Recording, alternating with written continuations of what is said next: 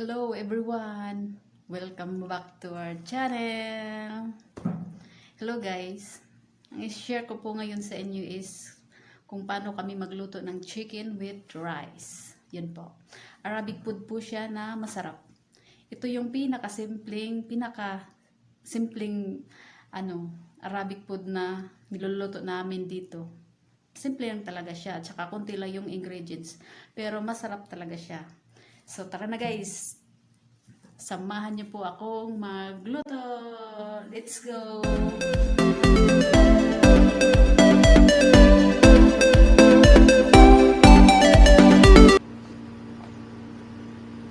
So, ito po yung mga ingredients natin guys para sa pagluto ng manok.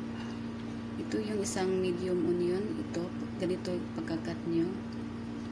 Tapos, cinnamon stick. Kunti lang ilalagay natin.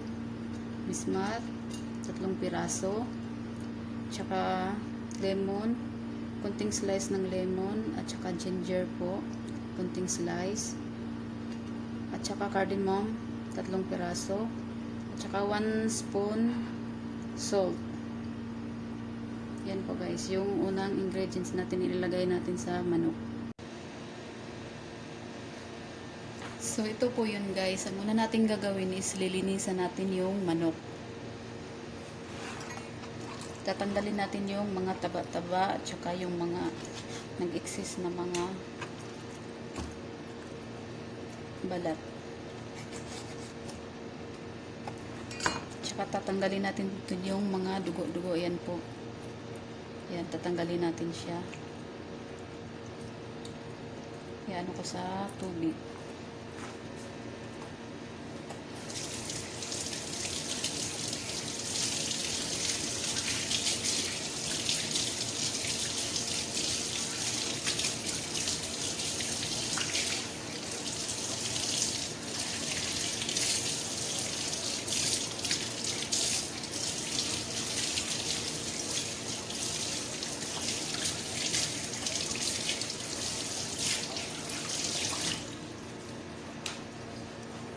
So, ayan na po guys. Malinis na po yung manok.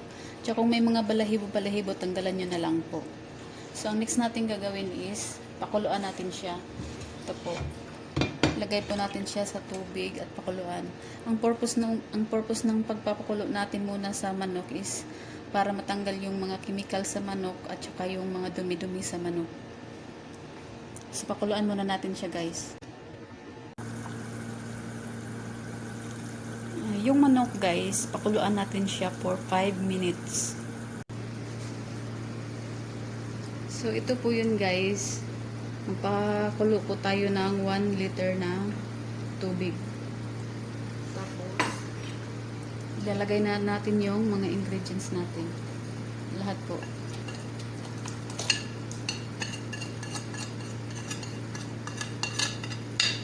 Yan po. Mainit na po siya. Tips sa pagluluto ng manok guys, kailangan init talaga siya ang ilalagay nyo, wag yung malamig. Ayan.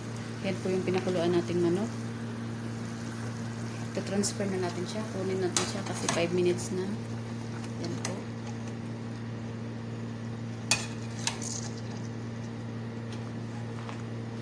So i-transfer natin siya dito sa pinakulo nating tubig.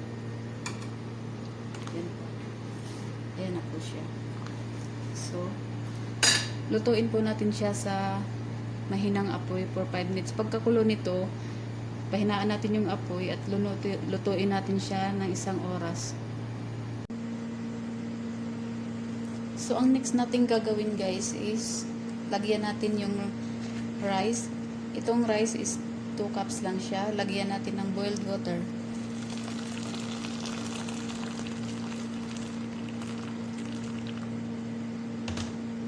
5 minutes po yung natin ibababad. Ang next natin gagawin guys is habang inaantay natin yung bigas, ihanda na natin yung manok. Yan po. 1 hour na po siya. So, luto na yung manok. Tatanggalin na natin.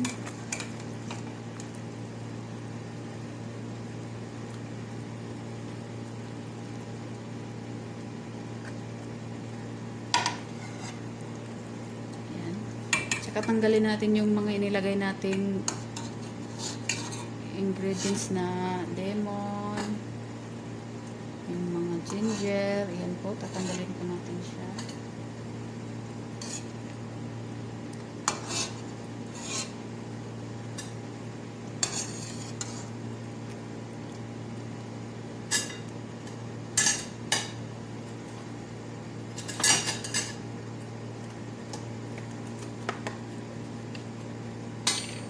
At lagyan natin ng 2 spoon oil. Hindi kami naglalagay ng maraming oil kasi yung oil masama sa heart. Kaya kunti lang nilalagay namin. Tamang-tama lang.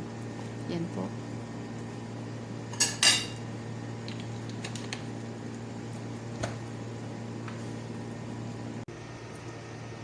So, ito na po yung rice, guys. So, hugasan na natin. Hugasan natin ng malamig na tubig.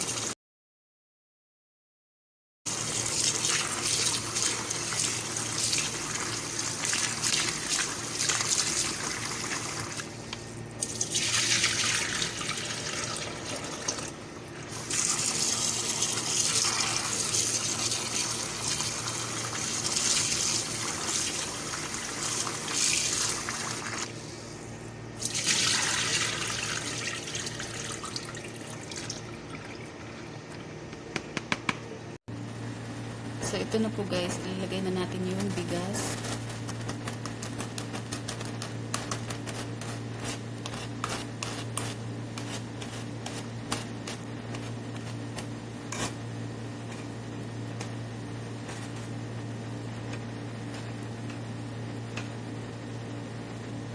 Yan po.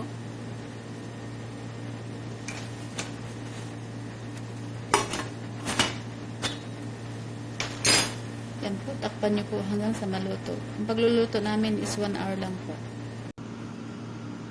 Ang susunod natin gagawin guys is lalagyan natin ng sauce yung manok. Ito po siya. Itong sauce ay ginawa sa tomato paste, vinegar, water, at saka garlic. Yan po. So, lalagyan na natin siya.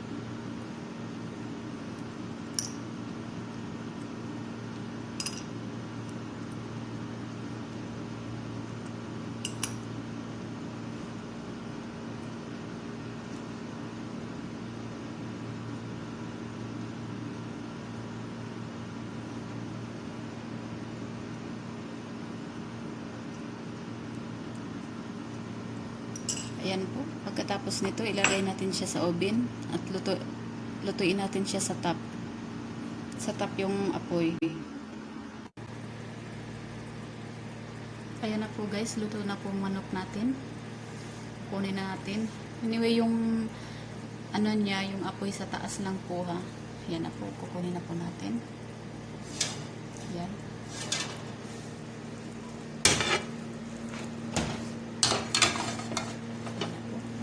Chicken natin, ready na po siya. Wait na lang natin na maluto yung rice natin. So, ayan po guys, luto na po yung rice natin. Ayan. Ayan po guys, ready na po yung kanin natin. Lalagyan po natin siya ng saffron. Ayan. Yung saffron naman is lalagyan nyo lang ng mainit na tubig para matunaw po siya. So, ayan na po. Lalagay po natin dun sa kanin.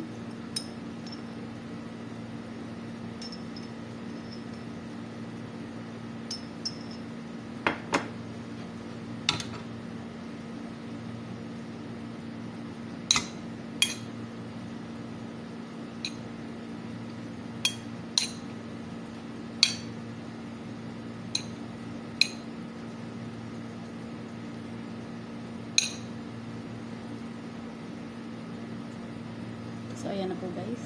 Lalagay natin siya sa top.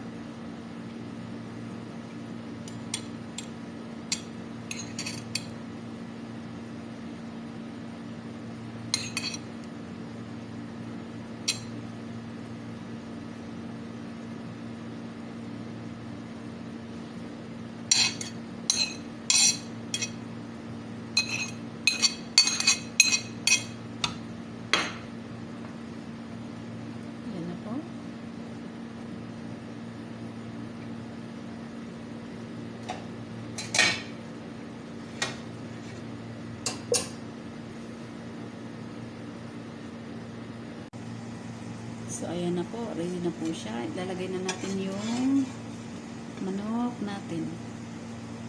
Ayan po. Yan. Tapos na po ang ating chicken with rice. Yan. Tapos na po siya. So, dito po nagtatapos ang pagluluto natin today guys. Yung chicken with rice natin. Sana nagustuhan nyo po at natutunan nyo po. So, thank you so much for watching guys. Thank you so much. At huwag niyo pong kalimutang mag-like, mag-share, mag-comments, at higit sa lahat mag-subscribe sa YouTube channel namin. At paki-ring ng bell sa gilid para lagi kayong updated sa mga videos namin. Thank you so much guys. Thank you so much. At abangan po ninyo ang mga susunod pa namin gagawing videos. More cooking pa po ang gagawin namin guys na pwede nyo matutunan sa amin. Thank you so much. Thank you so much guys. Hanggang sa ulitin guys. See you next videos. Bye-bye.